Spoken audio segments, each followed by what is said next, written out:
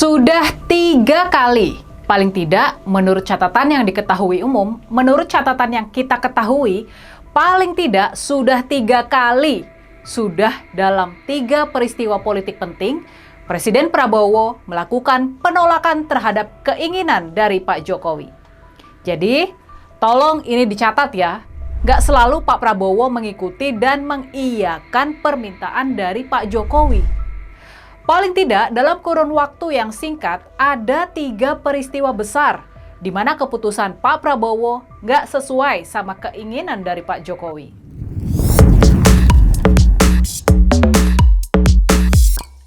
Kejadian yang pertama terjadi di akhir bulan Agustus 2024 lalu. Kalian pasti masih ingat sama kejadiannya. Waktu itu setelah Mahkamah Konstitusi memutuskan anak bungsu Pak Jokowi, Kaesang Pangarep, nggak bisa maju di pemilihan gubernur 2024, DPR pun langsung bergerak. Badan legislasi DPR bergerak buat menganulir putusan MK tersebut dan membuka kembali pintu supaya Kaesang tetap bisa maju di pemilihan gubernur. Waktu itu kalian pasti masih ingat. Wakil dari pemerintahan Pak Jokowi hadir dan ikut setuju dengan hasil keputusan Badan Legislasi DPR buat mengubah Undang-Undang Pilkada dan sekaligus menganulir putusan MK. Sudah pasti masyarakat sipil dan para mahasiswa bergejolak atas rencana wakil rakyat dan pemerintah buat mengangkangi putusan MK tersebut. Dalam semalam, demo-demo mahasiswa dan masyarakat sipil berhasil digerakkan. Waktu itu, selebritis dan aktor Reza Rahadian bahkan tampil di atas mobil komando memberikan orasi di tengah-tengah demo buruh dan mahasiswa di depan gedung DPR MPR. Di dalam gedung parlemen ada kejadian yang juga teramat penting. Rupanya Pak Prabowo memerintahkan para wakil rakyat buat menggagalkan rancangan undang-undang pilkada yang sudah digolkan Badan Legislasi sehari sebelumnya. Rapat paripurna buat mengesahkan rumusan Badan Legislasi tersebut akhirnya diboikot sama para anggota DPR sendiri. Apa yang terjadi di Badan Legislasi, yakni meloloskan putra bungsu presiden buat maju di pemilihan gubernur.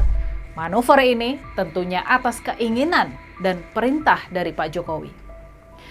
Sementara itu, penggagalan hasil kerja Badan Legislasi di rapat paripurna DPR adalah keinginan dan perintah Pak Prabowo.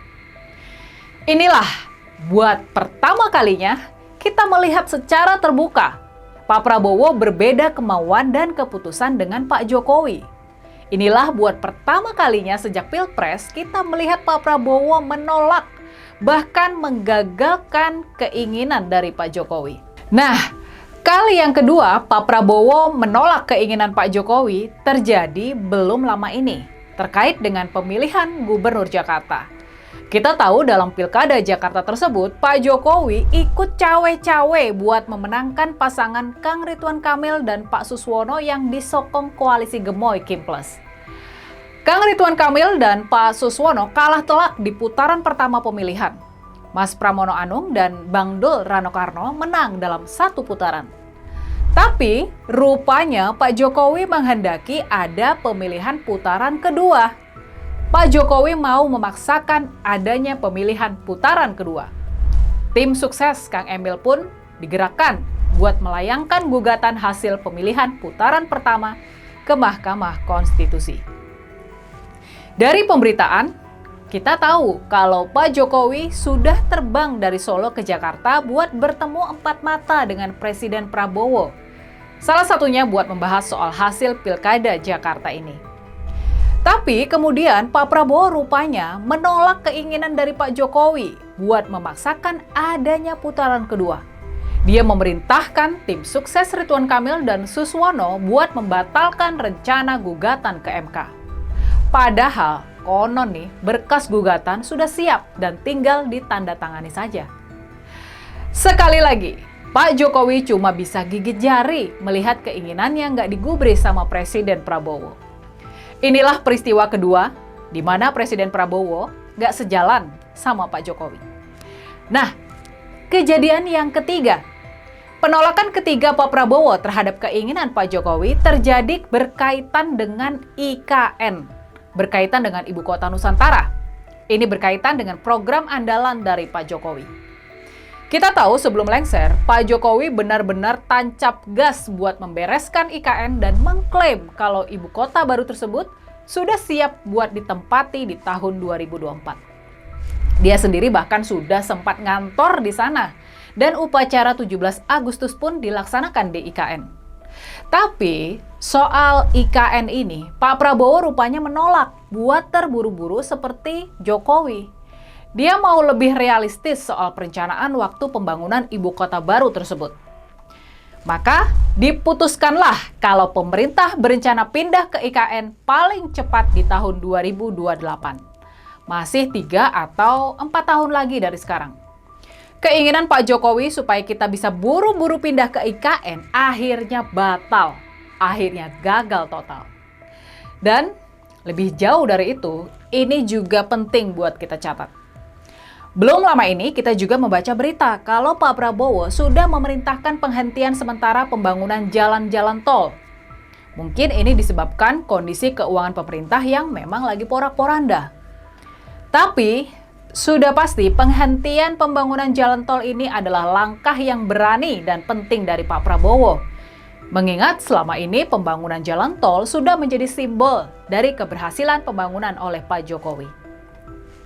Sekarang proyek yang paling sukses tersebut malah dihentikan sama Pak Prabowo. Dan berarti itu dianggap nggak terlalu penting sama Pak Prabowo. Selain 3 penolakan tadi, ada satu lagi peristiwa penting yang menunjukkan kalau Pak Prabowo mulai semakin kuat menancapkan kuda-kuda pemerintahannya. Yang terakhir ini terkait dengan perombakan di jajaran TNI, perombakan di jajaran tentara. Dari pemberitaan, kita sudah tahu kalau Pak Prabowo sudah merotasi sekitar 300 perwira tinggi di Angkatan Darat.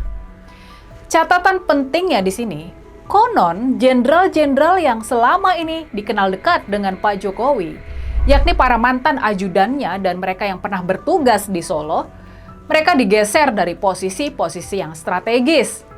Mereka nggak lagi menikmati keistimewaan yang dulu diberikan di era Pak Jokowi. Nah, dari berbagai peristiwa tadi, dari 3 peristiwa penolakan tadi, dari mutasi di jajaran TNI, apa kira-kira kesimpulan yang bisa kita ambil terkait hubungan antara Pak Jokowi sama Pak Prabowo? Nyatanya, nggak selalu Pak Prabowo mengikuti dan mengiyakan permintaan dari Pak Jokowi. Bener nggak? Nah, gimana? Kalau menurut kalian? Tulis ya analisa kalian di kolom komentar.